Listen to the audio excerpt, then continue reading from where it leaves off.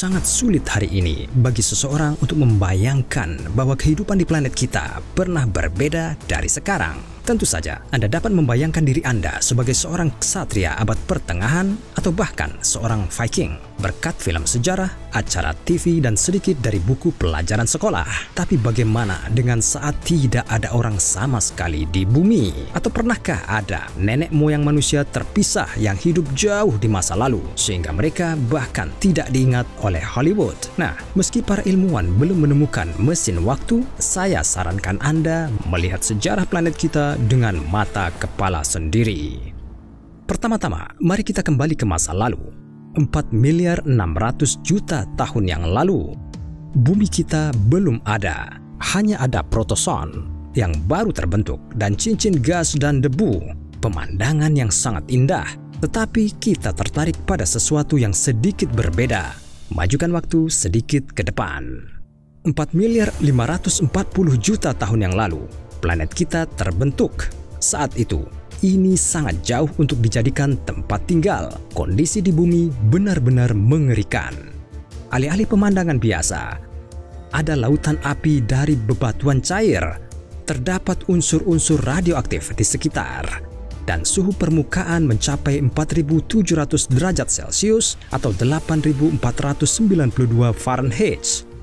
Alih-alih udara, ada karbon dioksida, nitrogen, belerang dan uap air.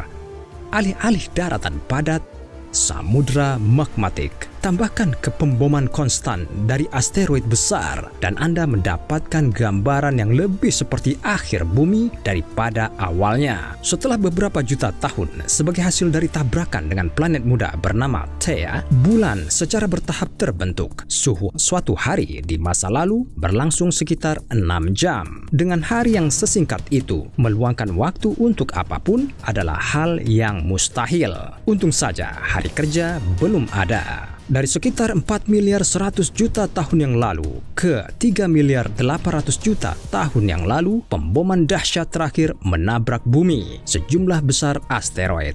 Beberapa ilmuwan berpendapat bahwa pada saat ini sudah ada lautan di bumi, meskipun suhunya tinggi. Sejujurnya, saya hampir tidak mempercayainya. Tetapi siapakah saya untuk berdebat dengan para ilmuwan? Asteroid-asteroid inilah yang membantu planet ini secara bertahap menjadi tergenang air. Menurut salah satu teori, asteroid membawa sejumlah kecil kelembaban yang memberi kehidupan dan mengirimkannya ke bumi. Begitulah, selama miliaran tahun, sekitar setengah dari air lautan dunia datang ke bumi dari luar angkasa. Setelah pemboman berakhir, yaitu sekitar 3.800.000.000 tahun yang lalu, suhu bumi perlahan-lahan mulai menurun. Tetapi bentuk kehidupan saat ini tidak dapat bertahan di permukaan planet karena tidak ada oksigen di atmosfernya dan tidak ada lapisan ozon yang menghalangi radiasi ultraviolet. Namun, ada fosil yang berusia sekitar 3.500.000.000 tahun, yang berarti kehidupan di bumi bisa muncul jauh lebih awal dari yang kita pikirkan. Dari 3.200.000.000 ke 2.800.000.000 tahun yang lalu, hampir seluruh permukaan planet ini ditempati oleh lautan dangkal, yang suhunya berkisar antara 55 hingga 88 derajat Celcius atau 131 hingga 190 derajat Fahrenheit. Namun, mikroorganisme sudah menghuni air panas ini. Tanahnya hanyalah pulau-pulau vulkanik yang perlahan tumbuh seiring waktu. Bayangkan saja betapa panasnya itu. Hari-hari mulai memanjang. Dari sekitar 2.500.000.000 tahun yang lalu, superbenua pertama, Can-Orland, mulai terbentuk. Oke, maju agak cepat sedikit lagi. 1.500.000.000 tahun yang lalu.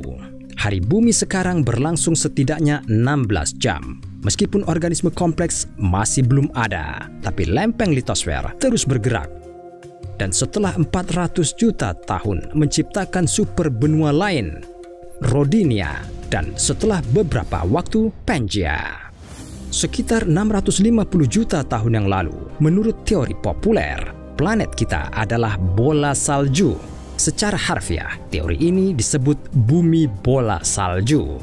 Ilmuwan berasumsi bahwa semuanya benar-benar tertutup es, dan bahkan ekuator sedingin Antartika modern. menakutkan memikirkan berapa suhu di kutub saat ini.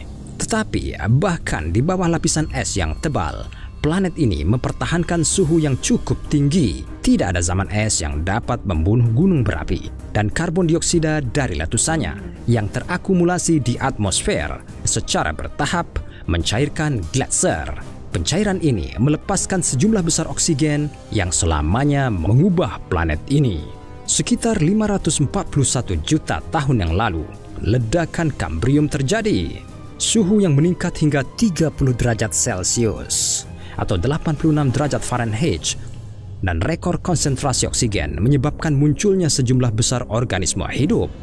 Keanekaragaman hayati begitu mengesankan sehingga beberapa makhluk bahkan mengembangkan rangka luar untuk melindungi diri agar tidak dimakan oleh makhluk lain. Peneliti percaya bahwa hampir semua jenis hewan yang ada muncul selama periode ini. Lamanya hari ini mencapai 22 jam. 450 juta tahun yang lalu, tumbuhan dan antropoda mulai secara aktif menaklukkan daratan. 419 juta tahun yang lalu, serangga pertama kali muncul. Sekitar 300 juta tahun yang lalu, sebagian besar planet kita ditempati oleh rawa. Banyak ilmuwan seperti Profesor Frederick Rich berpegang pada pandangan ini. Tapi rawa purba tidak seperti yang modern.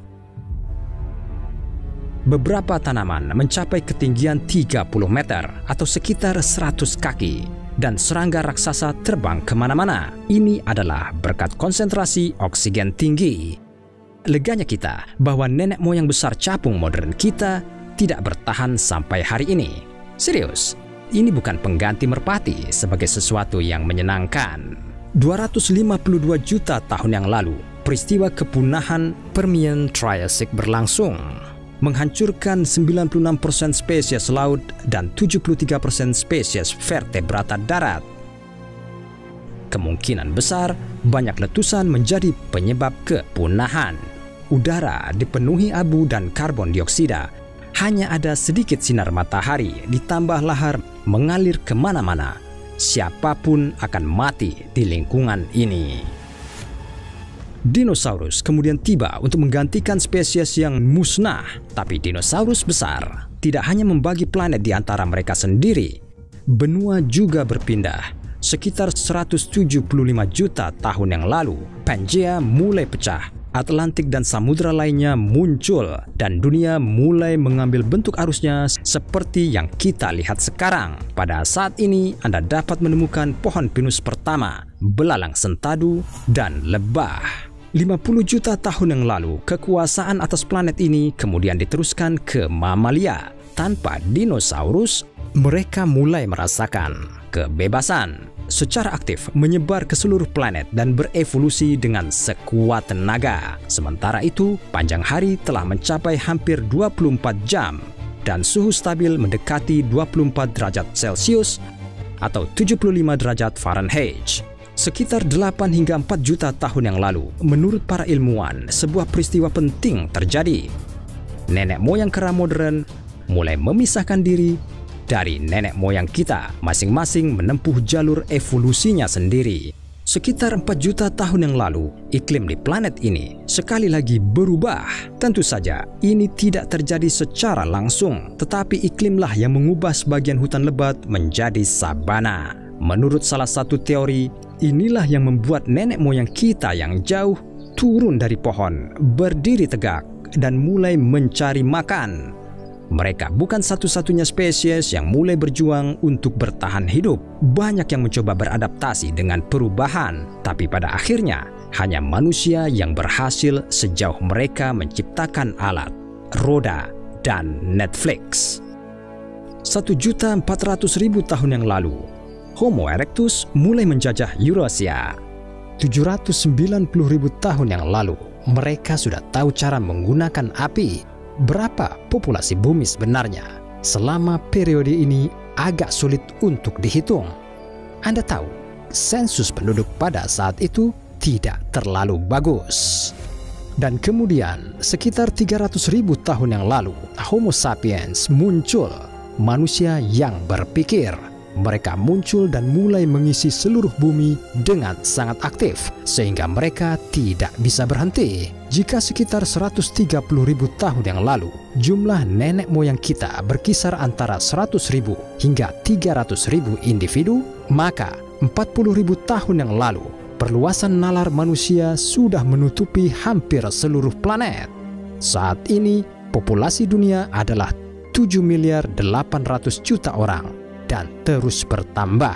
Namun, planet ini berubah seiring dengan orang-orangnya. Jadi, siapa yang tahu perubahan sejarah apa yang menanti kita di masa depan? Jika Anda menyukai video ini, beri acungan jempol. Jangan lupa untuk subscribe ke channel ini jika Anda belum melakukannya. Dan klik bel untuk menerima pemberitahuan tentang video baru yang menarik yang menunggu Anda.